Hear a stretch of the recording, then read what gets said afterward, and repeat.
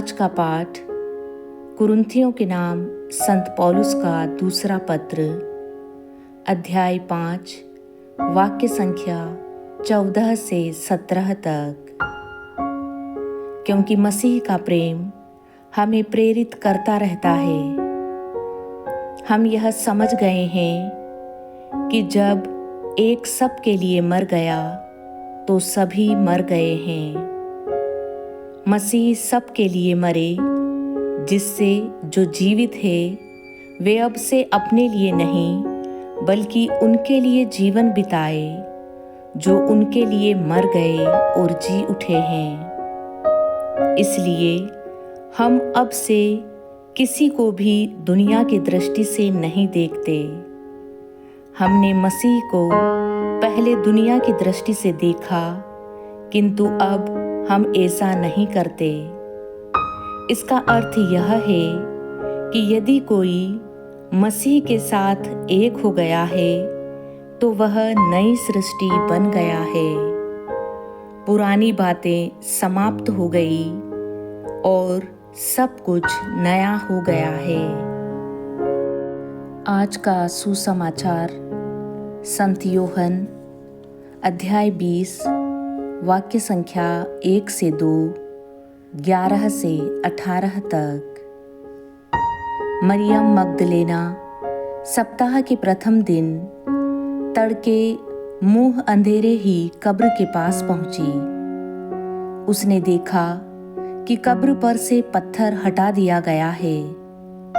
उसने सिमोन पेत्रुस तथा उस दूसरे शिष्य के पास, जिसे ईसा प्यार करते थे, दौड़ती हुई आकर कहा, वे प्रभु को कब्र में से उठा ले गए और हमें पता नहीं कि उन्होंने उनको कहाँ रखा है।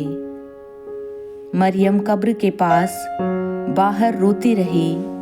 उसने रोते रोते झुककर कब्र के भीतर दृष्टि डाली और जहाँ ईसा का शव रखा हुआ था वहाँ उजले वस्त्र पहने 2 स्वर्गदूतों को बैठा हुआ देखा, एक को सिरहाने और दूसरे को पैताने। दोनों ने उससे कहा, भद्रे, आप क्यों रोती हैं? उसने उत्तर दिया, वे मेरे प्रभु को उठा ले गए हैं और मैं नहीं जानती कि उन्होंने उनको कहाँ रखा है। वह यह कहकर मुड़ी और उसने ईसा को वहाँ खड़ा देखा, किंतु उन्हें पहचान नहीं सकी। ईसा ने उससे कहा, भद्रे, आप क्यों रोती हैं? किसे ढूंढती हैं?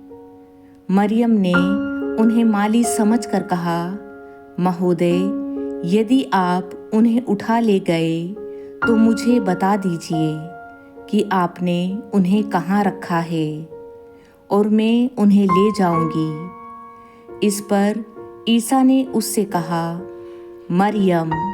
उसने मुड़कर इब्रानी भाषा में उनसे कहा, रब्बोनी अर्थात गुरुवर। ईसा ने उससे कहा, चरणों से लिपटकर मुझे मत रोको।